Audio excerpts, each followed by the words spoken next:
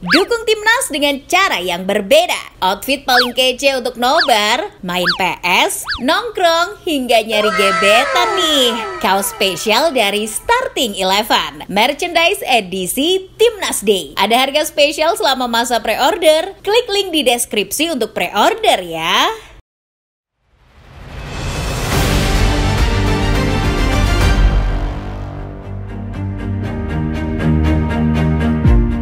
Timnas Indonesia kedatangan dua amunisi baru jelang laga ketiga dan keempat putaran ketiga kualifikasi Piala Dunia Zona Asia.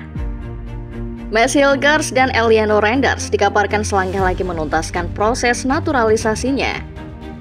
Keduanya ditargetkan bisa merumput bersama Timnas Indonesia pada bulan Oktober mendatang. Selama ini tidak banyak yang memperhatikan kalau selain karena pertahanan yang kokoh, perubahan komposisi skuad juga menjadi strategi lain Timnas Indonesia. Australia dan Arab Saudi sudah dibuat terkejut dengan strategi ini. Lalu, apakah strategi yang sama akan terasa mengejutkan juga buat Bahrain dan Tiongkok? Sebelum menyimak videonya, jangan lupa tekan tombol subscribe dan nyalakan notifikasinya, supaya tidak ketinggalan video-video menarik dan terupdate dunia sepak bola dari channel Starting Eleven Moment.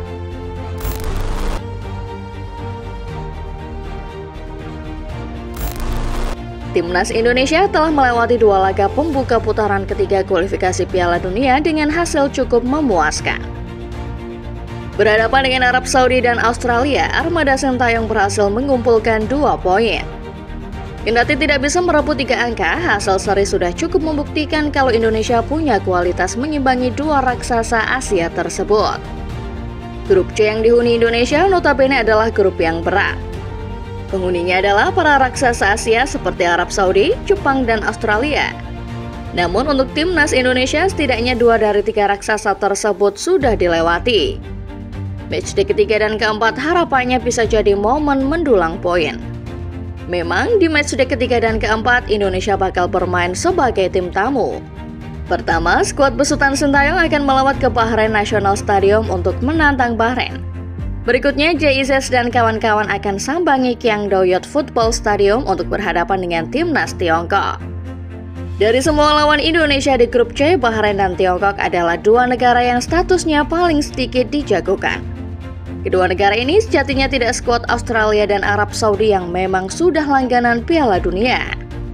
Untuk alasan itulah, poin menjadi sesuatu yang wajib didapatkan pasukan Sintayong dalam lawatannya.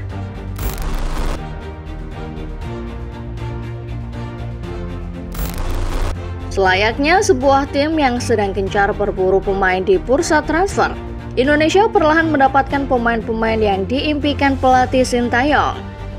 Setelah bergabungnya Martin Paes ke dalam skuad, kini ada 2 nama lagi. Mads Hilgers dan Eliano Reinders dikabarkan selangkah lagi menjadi bagian dari Timnas Garuda. Pasca pertandingan melawan Arab Saudi, Erick Thohir sebagai Ketua Umum PSSI langsung mengadakan pertemuan dengan Mads Hilgers dan Eliano Reinders. Lewat sebuah unggahan di akun Instagram pribadi Pak Erick, diketahui pasti bahwa Hilgers dan Reinders telah sepakat untuk memperkuat timnas. Bergeser setelah laga melawan Australia, agenda yang ada dalam jadwal PSSI berfokus pada kedatangan 2 pemain naturalisasi anyar ini. PSSI yang dipimpin Erick Thohir berusaha mengebut proses naturalisasi Hilgers dan Reinders. Gayung bersambut karena proses verifikasi berkas keduanya berjalan begitu cepat.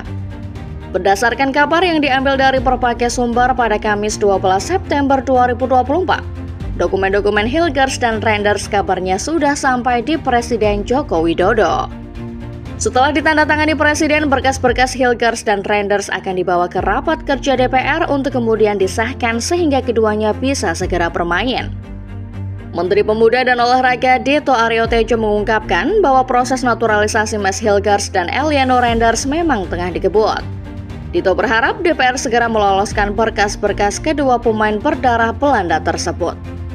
Harapannya adalah keduanya bisa tampil memperkuat timnas dalam lawatan ke Bahrain dan Tiongkok di bulan Oktober nanti.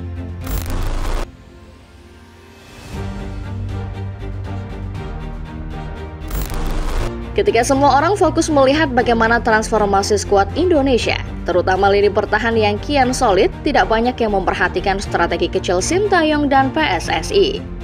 Sebuah strategi yang tampaknya telah berhasil membingungkan lawan-lawan Indonesia di putaran ketiga kualifikasi Piala Dunia.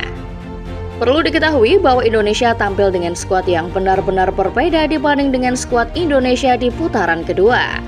Memang hanya ada tambahan 1-2 pemain dalam skuad Sintayong.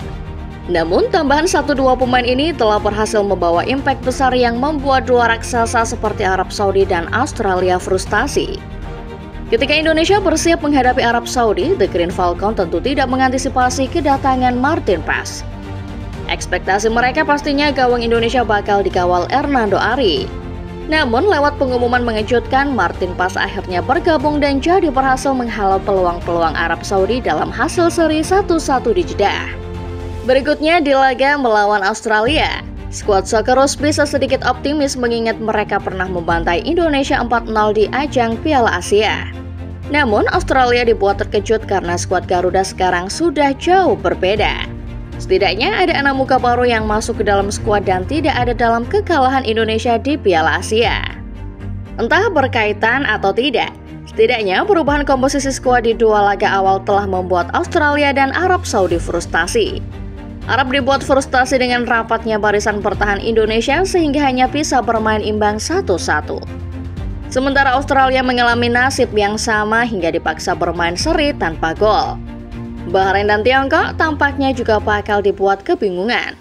Pasalnya dengan kedatangan Renders dan Hilgers bukan tidak mungkin akan ada perubahan lagi dalam komposisi skuad Sintayong saat ini. Harusnya strategi ini bisa berhasil mengingat raksasa sekelas Australia dan Arab Saudi saja sukses dibuat frustasi.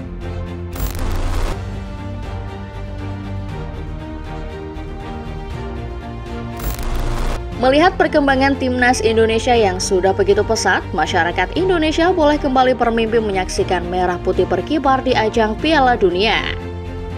Dengan hasil seri yang didapat di dua laga awal, setidaknya masih ada harapan. Lalu, seperti apa kira-kira kans Indonesia melaju ke Piala Dunia? PSSI sendiri menargetkan peringkat 4 besar di putaran ketiga kualifikasi Piala Dunia Zona Asia Grup C ini. Tentunya bagi banyak orang, target PSSI tersebut adalah target yang realistis. Indonesia maksimal bisa mendapatkan 17 poin dari 8 laga tersisa. Namun Erick Thohir bilang kalau Indonesia butuh 15 poin saja untuk bisa lolos. Faktanya, 15 poin tidak bisa membuat status Indonesia aman untuk melenggang langsung ke Piala Dunia. Namun 15 poin adalah jumlah yang cukup untuk melanjutkan harapan Indonesia masuk Piala Dunia via putaran keempat kualifikasi zona Asia. Jika skenarionya berjalan sesuai target, maka Indonesia perlu menghadapi paling tidak 1 babak lagi. Putaran keempat sendiri akan diisi oleh 6 negara yang akan dibagi ke dalam 2 grup. Juara dari masing-masing grup akan otomatis lolos ke Piala Dunia 2026. Sementara runner-up dari masing-masing grup akan bertarung di putaran kelima untuk memperebutkan 1 tiket tersisa ke Amerika Serikat. Secara hitung-hitungan angka, Indonesia masih sangat berpeluang maju ke Piala Dunia 2026. Skenario paling buruknya untuk bisa melaju adalah melalui putaran kelima yang jalurnya jelas akan lebih panjang. Namun bukan tidak mungkin Indonesia bisa mematahkan semua anggapan dan lolos langsung lewat jalur 2 besar grup C. Itulah dia ulasan mengenai strategi gonta-ganti skuad yang mungkin akan diterapkan Indonesia lagi melawan Bahrain dan Tiongkok. Strategi ini telah terbukti efektif melawan Arab Saudi dan Australia. Lalu menurut Football Lovers, apakah strategi ini juga akan membingungkan Bahrain dan Tiongkok? Tulis jawaban kalian di kolom komentar ya.